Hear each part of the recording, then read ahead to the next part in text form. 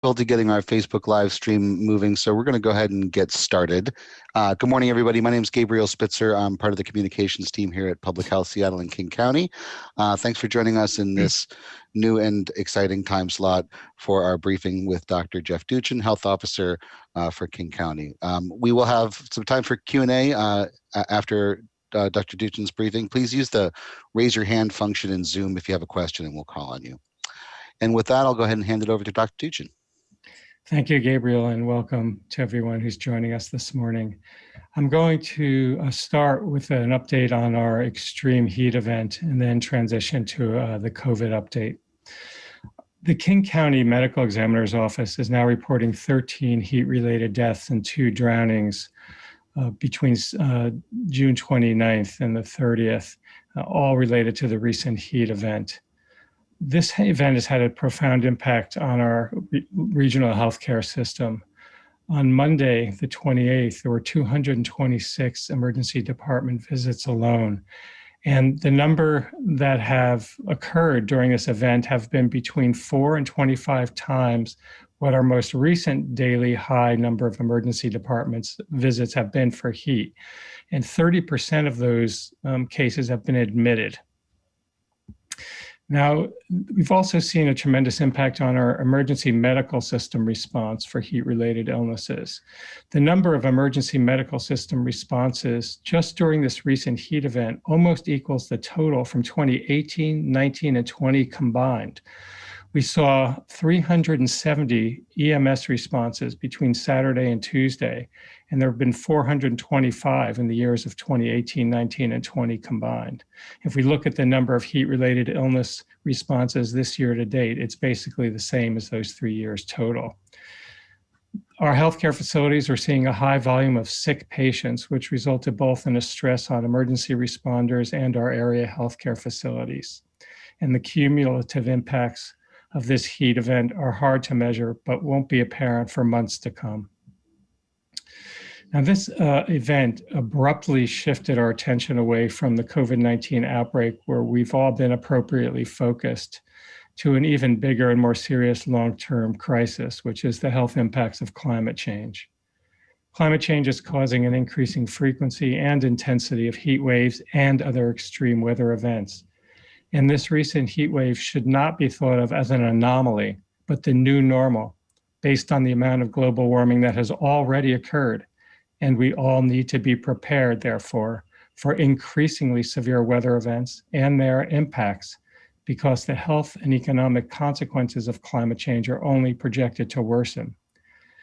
That's because even if all human emissions of heat-trapping gases were to stop today, Earth's temperature would continue to rise for a few decades as ocean currents bring excess heat that's stored in the deep ocean back to the surface. Climate change has been recognized by healthcare providers and public health authorities as a health emergency, and reducing greenhouse gas emissions is literally a matter of life and death. There's also a large overlap between the neighborhoods and communities of color that are at highest risk for heat-related impacts and those that have been hardest hit by COVID-19. Impacts of climate change on health are strongly linked to community vulnerability and resilience. In particular, pre-existing health conditions and living conditions. And in the US and in King County, we know these differ by place, race, and income due to inequities in distribution of money and power, historical disinvestment in communities, discriminatory practices and policies, structural racism, pollution burdens, and fewer access to healthcare resources. And as a result, low-income communities and communities of color are disproportionately impacted by the effects of climate change. I'm going now to transition to the COVID update, and we can speak more about what we need to do about climate change in the Q&A. I'm also doing away with the weekly COVID weather forecast analogy for now, because we're in a relatively stable situation with respect to short-term fluctuations for the time being, although our long-range forecast is still hard to predict with certainty. It's great news that our new cases and hospitalizations have been decreasing since early May. Over the last 7 days, we've seen 61 cases reported daily, which is down from 79 last week. and about 68% lower than last year at this time. And our COVID-19 cases are decreasing for all age groups, although the highest rates continue to be in children and young adults, followed by middle-aged adults. And COVID-19 is falling throughout the county, although it continues to spread at the highest rates in the same cities that have been hardest hit throughout the pandemic, in South King County, South Seattle, and Southeast King County. Our hospitalizations did bump a little bit from 29 to 40 last week, but remain relatively low compared to earlier in the pandemic. And they've decreased about 75% from our April peak of 23 a day to approximately 6 a day recently, which means one person in King County is being hospitalized for COVID-19 every 4 hours. So clearly this health threat is still with us, and we'll be watching the hospitalization trends closely to see if this is just a fluctuation that's short-lived or a new pattern that we need to understand better. Our 7-day hospitalization rate currently is 1.4 per 100,000, and our positivity rate is very low at 1.3%. We continue to see about 1 death daily, which is comparable to what we reported last year at this time. And in the last month, our incidence rates have been decreasing among all race and ethnicity groups, although our disparities continue to be comparable to what we saw throughout the course of the epidemic, with higher rates in people of color and among our Hispanic and other ethnic groups, including Native American, Pacific, Alaska Natives, and Pacific Islanders.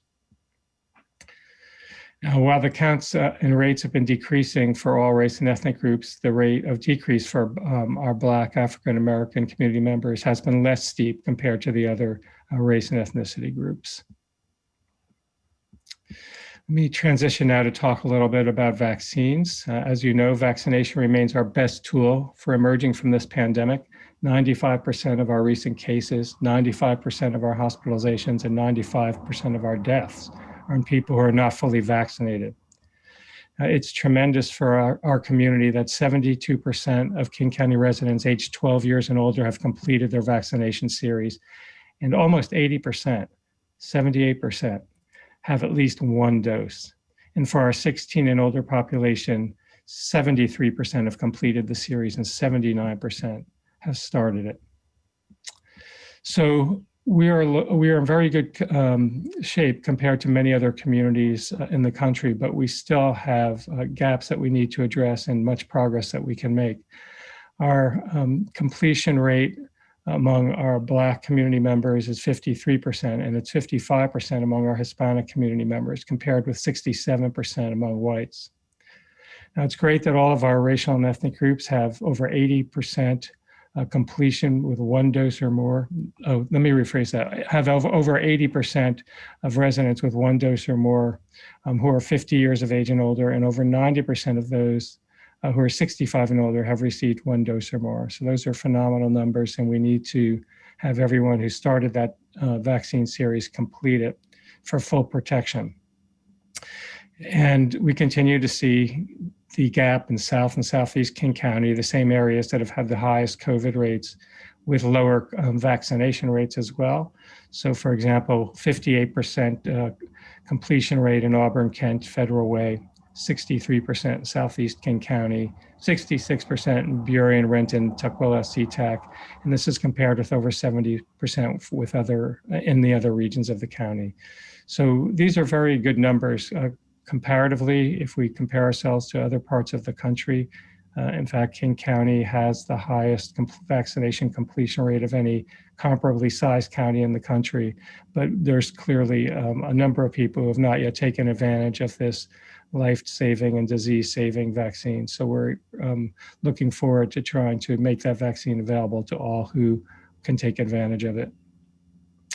Now, much of the success that we've had is due to our remarkable collaborators in the community, our healthcare providers, our public health team, and everyone who came forward to get vaccinated. We do want to reach a minimum of 70% fully vaccinated across all racial and ethnic groups and all zip codes, and ultimately have as many people that are eligible get the vaccine as possible. And we're currently focusing our strategy, refocusing our strategy to try and achieve this goal through a micro geographic focus in which we'll work with community partners and healthcare providers to concentrate and coordinate vaccination resources and outreach in neighborhoods and communities where we're seeing low coverage rates currently. And we're beginning to increase our ability to bring a more comprehensive whole person approach, including COVID-19 prevention through vaccination, but also addressing other health needs that are priorities for our community members, such as broadening our vaccination events to include health insurance enrollment, information about food assistance, and cancer and dental screenings. And this is really important and valuable to our communities that have traditionally received lower levels of investment from us in the community in their health and well-being.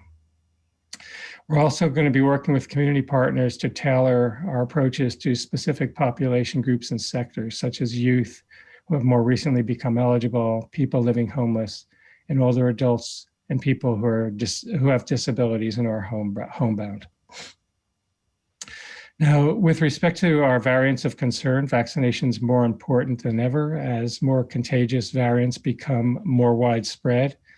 From test samples collected during the 2-week period ending on June the 7th, we have sequencing information for about 20% of cases, which is a very good number. Of those sequence cases, variants of concern were representing 90%. So the vast majority of COVID-19 viruses in the community are variants of concern. And of those variants, we're seeing an increase in the Delta variant that is most noteworthy in the last 14-day window. The Alpha variant, which is the B.1.1.7, has fallen to 49% of the variants of concern, no longer a majority. Delta has increased to 26%, and Gamma, or the P1, is 24%. So we're seeing Delta rising the fastest, and we expect that to become the most prevalent variant. And this is a highly contagious strain of COVID-19, and it will be challenging us over the next several weeks to months as it spreads more effectively than the previous variants. So getting vaccinated and getting both doses of an mRNA vaccine on time is even more important than ever if you want to protect yourself against COVID-19.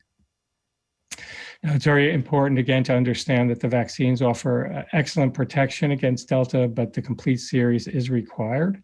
So if you want to be protected, please remember it takes 5 or 6 weeks after the first dose for full protection. Waiting to get vaccinated until Delta takes over as the most prevalent variant is not a good strategy. Get vaccinated now. Sooner is better than later to get the best protection. I also want to address questions we've been getting about the need for booster doses. Will there be a need to get a booster for COVID-19 vaccines?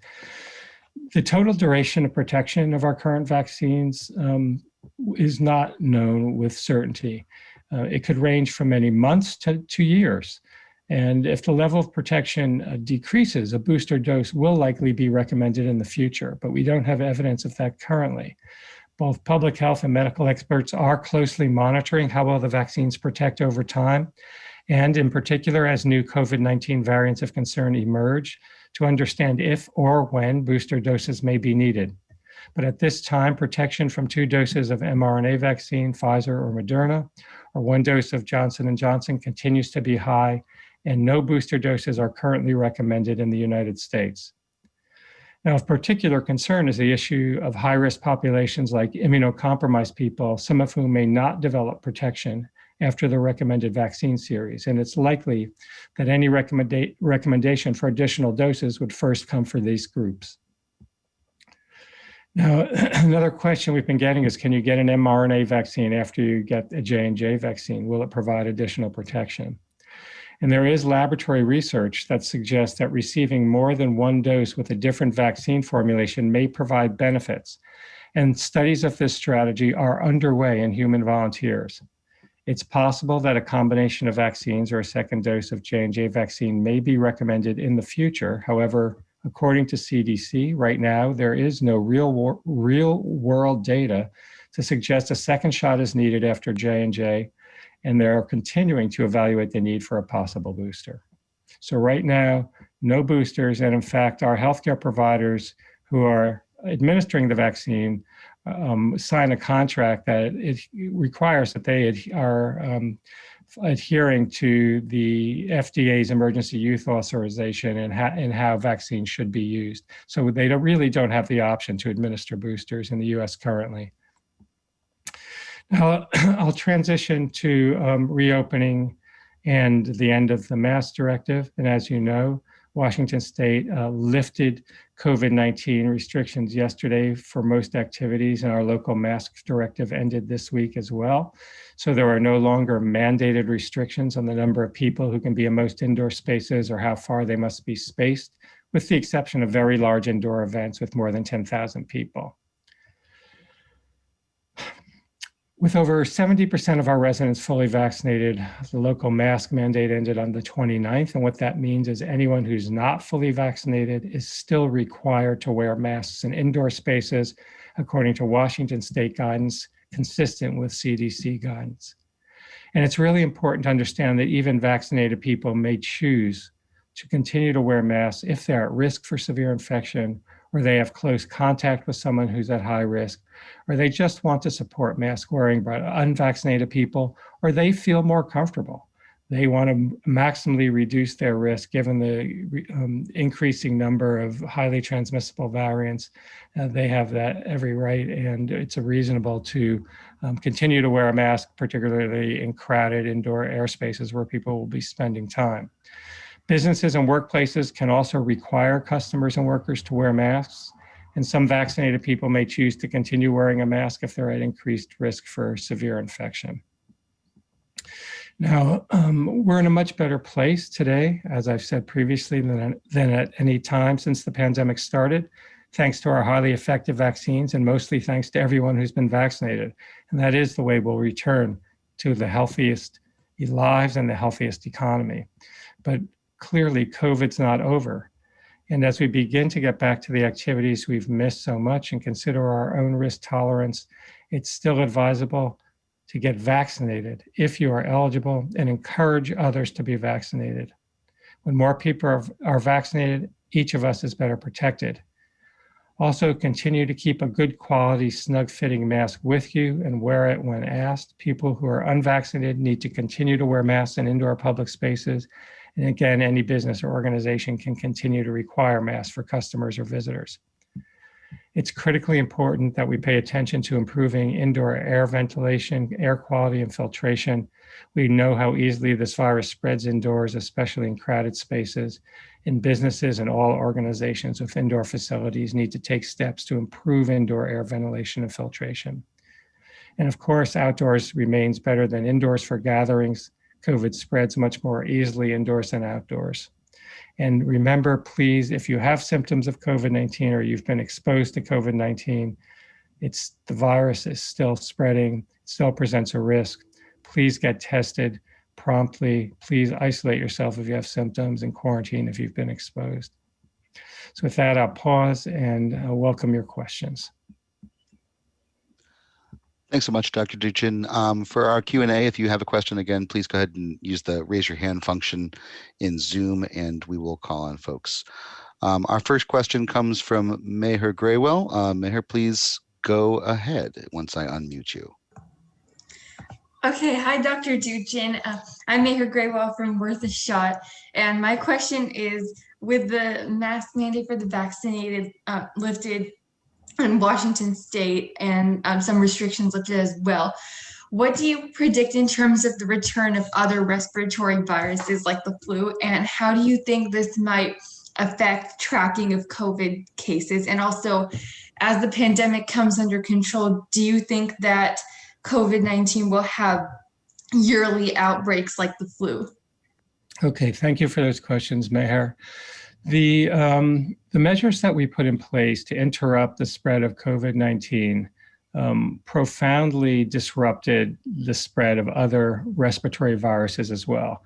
There were major restrictions on international travel, so viruses couldn't move around the world the way they usually do, and people were not interacting with one another the way we usually do. We were staying home and minimizing our interactions. We were avoiding crowded indoor spaces. Many spaces were closed. Many children were out of school environments where respiratory viruses frequently spread readily. And we were wearing masks, which are very effective in interrupting the spread of respiratory infections. We're now beginning to see those infections again reappear in the community, and we would expect that our usual respiratory infections, the many viruses, including influenza, adenovirus, parainfluenza viruses, respiratory syncytial viruses, and rhinoviruses, among others, will again start to spread from person to person. So that will present a bit of a challenge in that sometimes those symptoms from those viruses appear to be similar to the symptoms of COVID-19, which may lead more people to be tested for COVID-19, which is appropriate.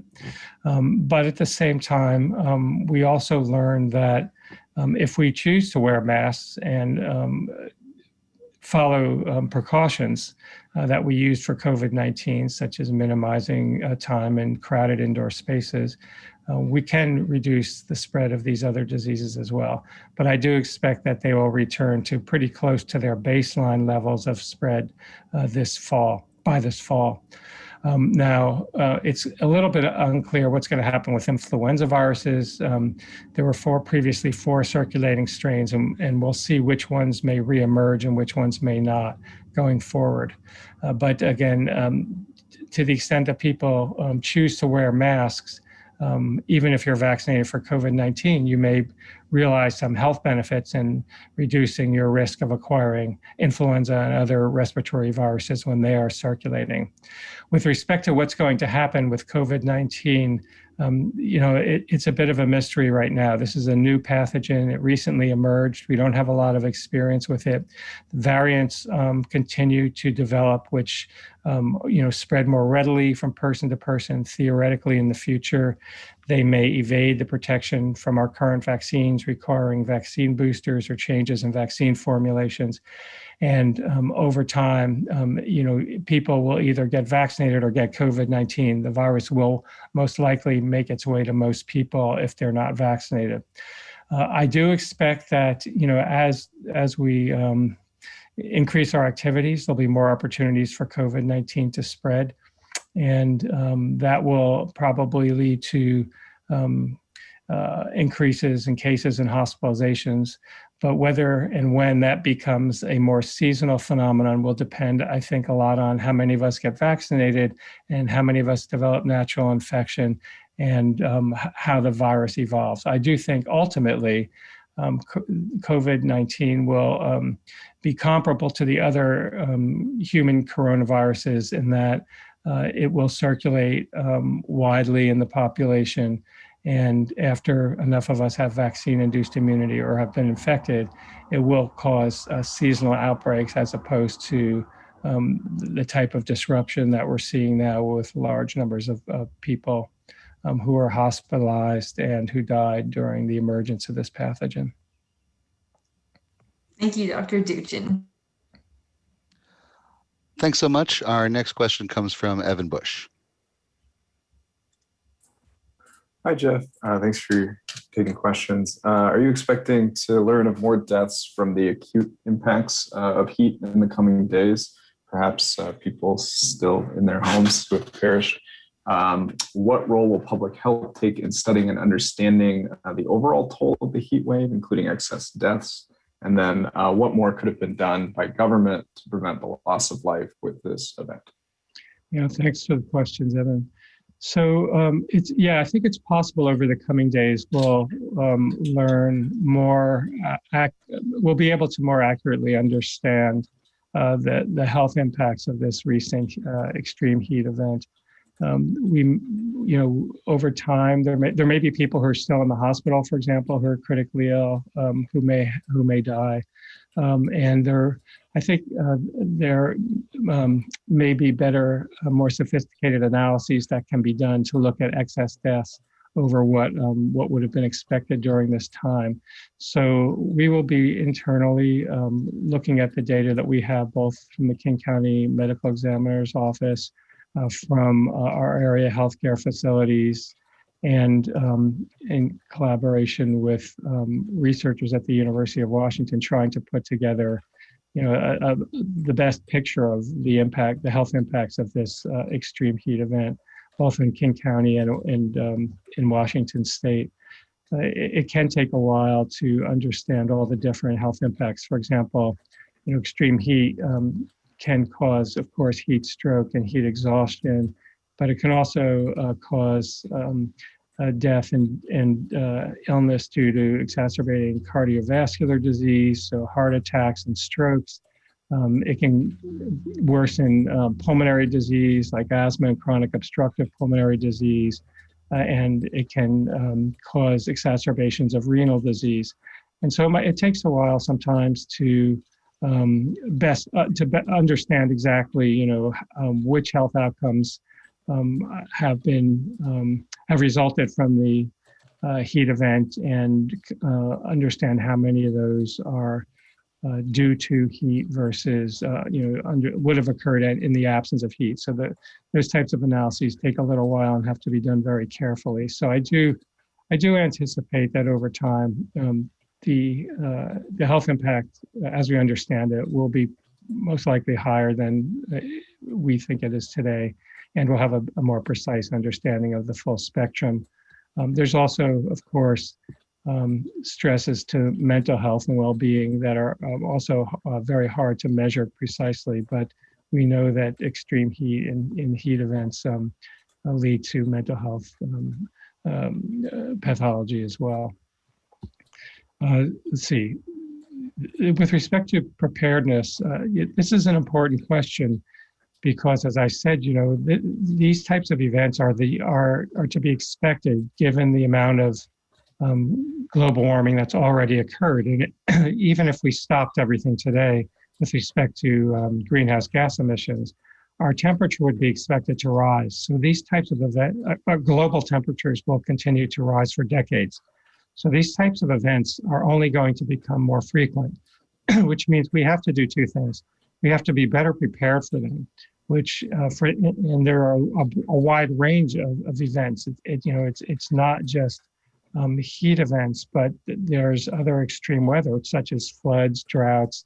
There are vector-borne, food-borne, water-borne infections, changes in the quality of air, air pollution, ozone, and then impacts on the food and water supply, and then the mental health and behavioral health impacts. So we really do need to be prepared both for adapting to this new reality and expecting these types of events and having resources in place. So in the context of this specific heat event, what can we do to better prepare our communities to withstand similar events in the future? Well, there's the issue of air conditioning, the issue of adequacy of the volume of cooling centers, the underlying vulnerability of the population, what can be done to make people more resilient and communities more resilient with respect to their baseline health, and so on.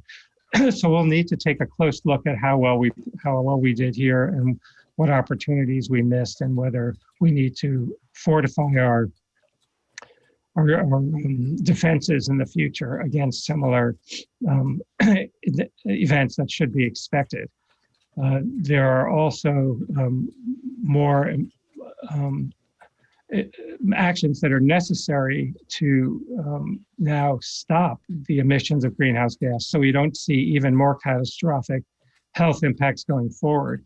If we stopped everything today, we'd still have to grapple with what the warming that's already occurred and the significant impacts on health and well-being that we're going to experience. However, if we allow global warming to continue, we should expect ever more dire impacts on health, safety, and our economy. And so we also need to do everything possible to decrease greenhouse gas emissions going forward. Thanks, Dr. Duchin. Evan, did you have a follow-up? I see your hand's still up.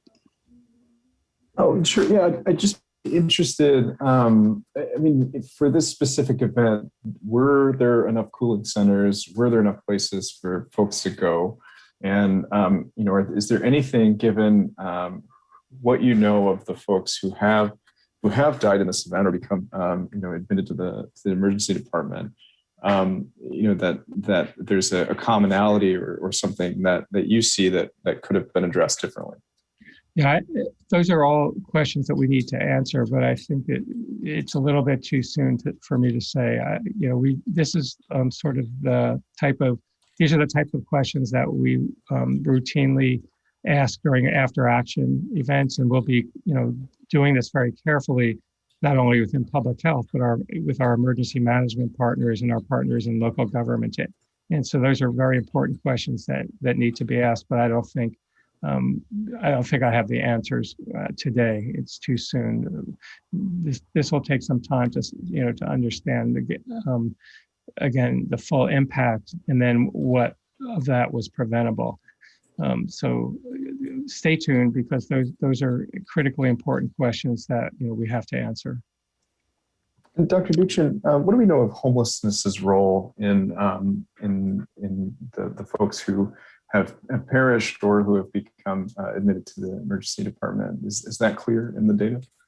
I do not have data on that. It's another thing that we are trying to better understand at this point.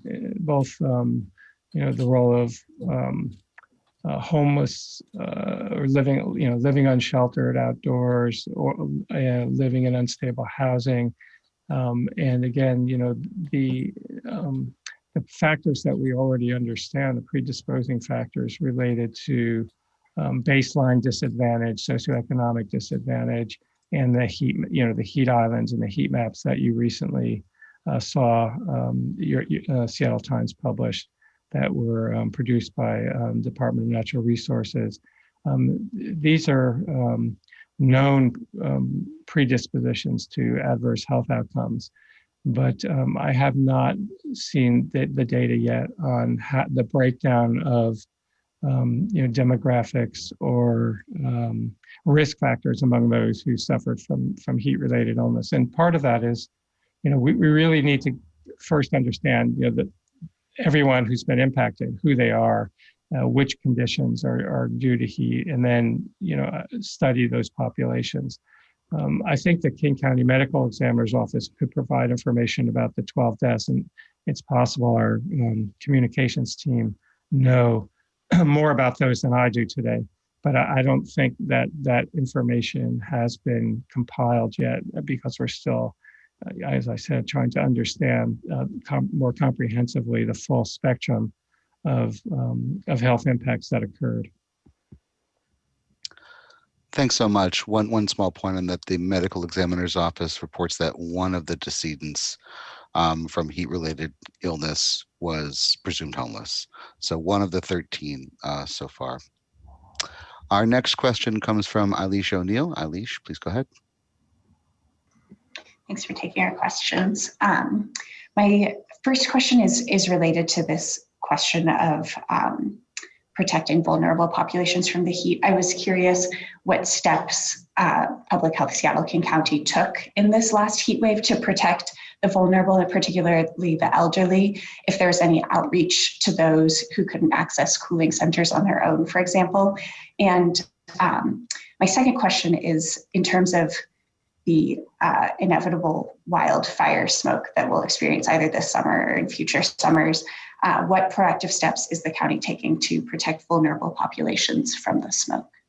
Yeah, those are great questions. Thank you. And I think I can give you a general answer, but we'll need to follow up with you with specifics, because the steps that are taken both to protect from extreme heat and to protect from wildfire are done in collaboration with our city governments and emergency management centers. So for example, for the heat, and one of the challenges with the heat is, you don't get a lot of warning for these heat waves, for extreme heat waves, but we work with our municipal, county, city emergency management agencies to reach out to Health and Human Services around opening cooling centers, and to connect with social service agencies that can communicate with their at-risk, vulnerable clients to get them information on how they can stay cool,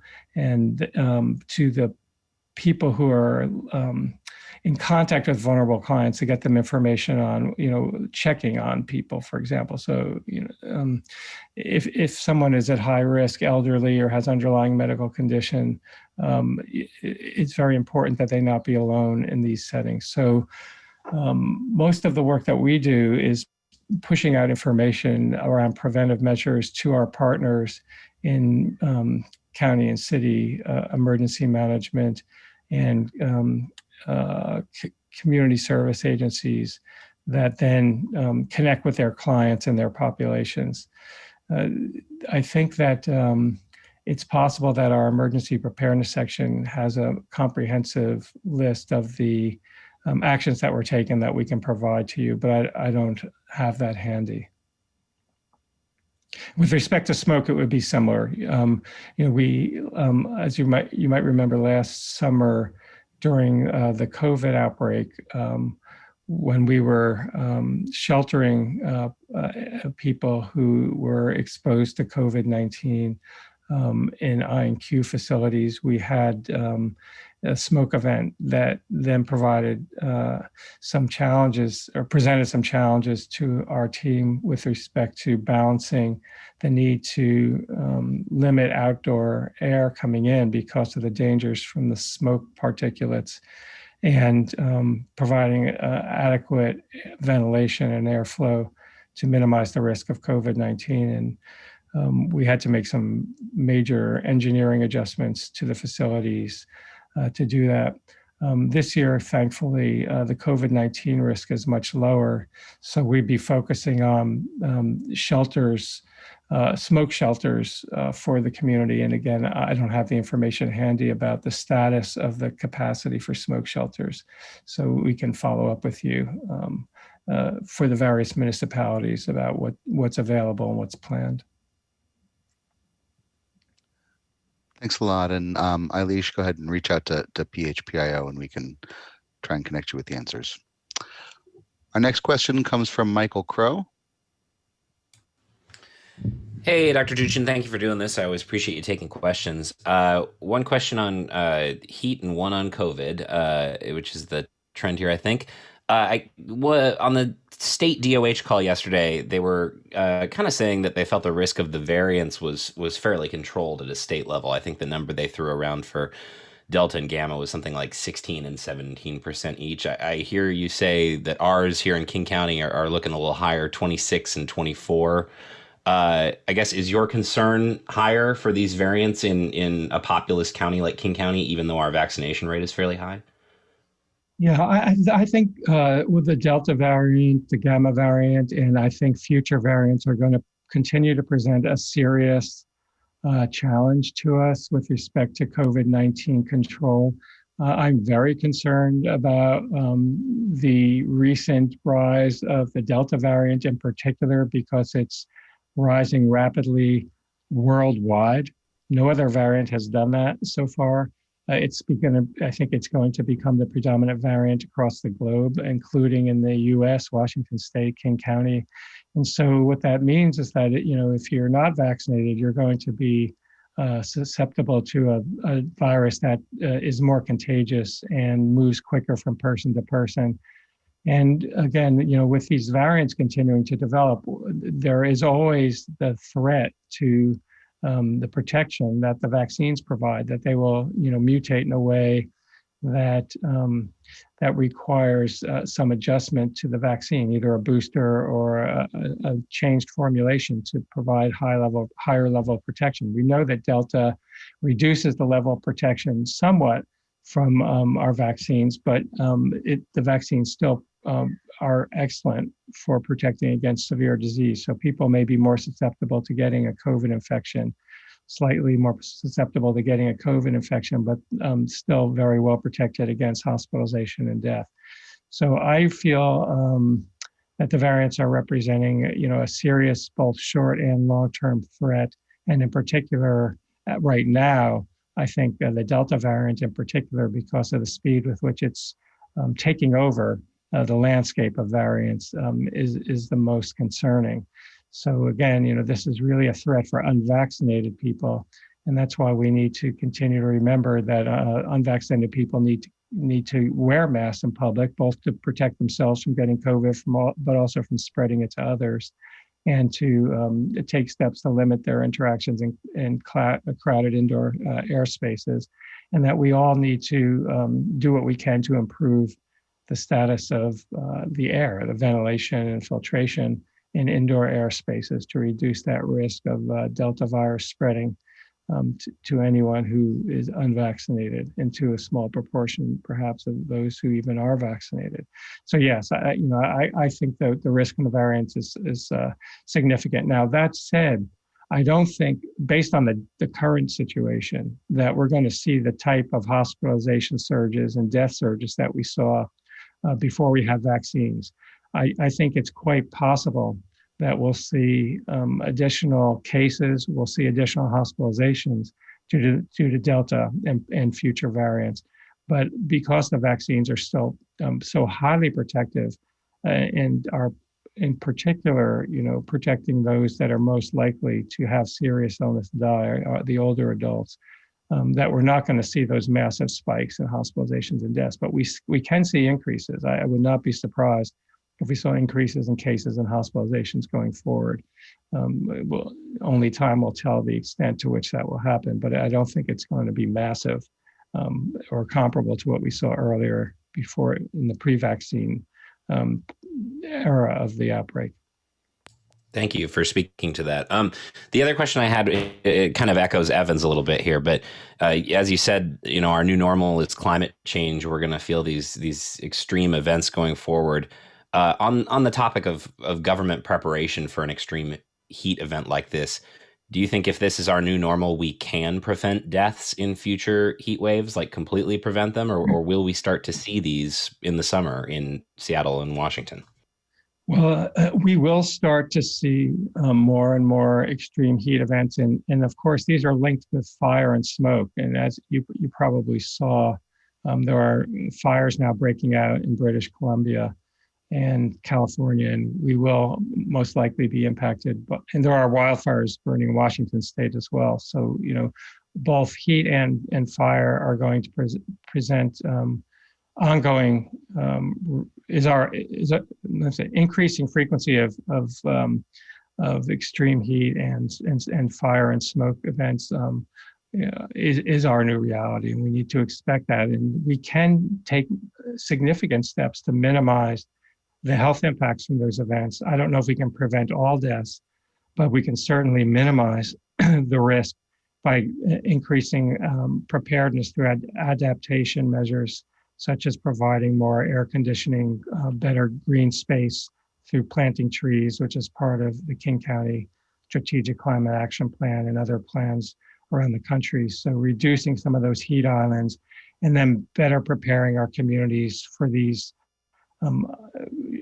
events that occur on short notice that require facilities for people to seek shelter from either extreme heat or smoke. So all of this, I think, is going to be a work in progress as we come to confront the reality of the level of climate change that's already occurred and the significant health impacts that level of climate change is going to cause for us. Thanks so much. We're going to wrap up the Q&A portion there. Dr. Duchin, I'll just throw it to you for any closing thoughts. Thanks, Gabriel, and thanks to those of you who joined us this morning. I'm grateful for your joining and your sharing information about both COVID-19 and the threat of climate change with our community. Again, on the COVID front, really gratified that our situation is continuing to improve thanks to vaccination. And again, thank you to everyone who's taken advantage of these vaccines and been vaccinated to protect yourself and your loved ones in our community. But I also think people need to realize that even though we're reopening and our mask mandates for vaccinated people have been lifted, the outbreak is not over. And we're still in uncharted territory with respect to COVID-19 in general. This is a newly emerged virus that will continue to evolve and challenge us. And we should expect to see an increase in cases among the unvaccinated as more dangerous variants of concern spread. As we move into summer and towards fall and winter, there is uncertainty around the impact of our changing behaviors, on our reopening and our increasing activities, about the new variants of concern, the duration of protection from vaccination, and other things we really still don't understand about how the virus spreads. So should the course of the outbreak change in the future, we should be prepared for guidance also changing, recommendations changing. And again, the use of face masks may be necessary in the future. So please don't throw your mask away. And in fact, carry it with you wherever you go currently, because it may be required in certain settings. So we do continue to depend on one another for community protection. The more of us are vaccinated, the safer we'll all be. So thank you for all who are continuing to work with us to reduce the impact of COVID-19.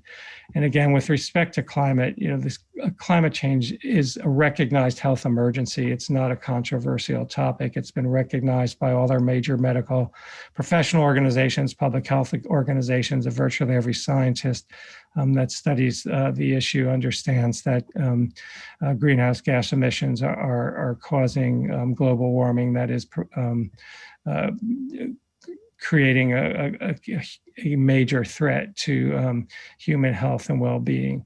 And this climate change really affects our health through not only heat waves, but through floods, droughts, and other extreme weather events. We'll be challenged by increasing infectious diseases, food and waterborne infections as well, vector-borne infectious diseases, and changes in the quality and safety of our air, of our food and our water. Also, potential impacts on infrastructure like transportation, electricity, energy, and so on, and stresses on our mental health and well-being. So I am encouraging everyone to do what you can to learn about this real risk of climate change, what you can do as an individual to help us both manage the consequences that we are already destined to experience, but also more importantly, for the sake of our children and future generations, to prevent the more catastrophic impacts of climate change that will occur if we continue to emit greenhouse gas emissions at the rate that we're currently doing it. So again, thank you for joining today, and look forward to continuing to talk to all of you about these topics and more as we go forward. Thanks a lot, Dr. Duchin. That concludes today's briefing. Take care, everyone. Recording stopped.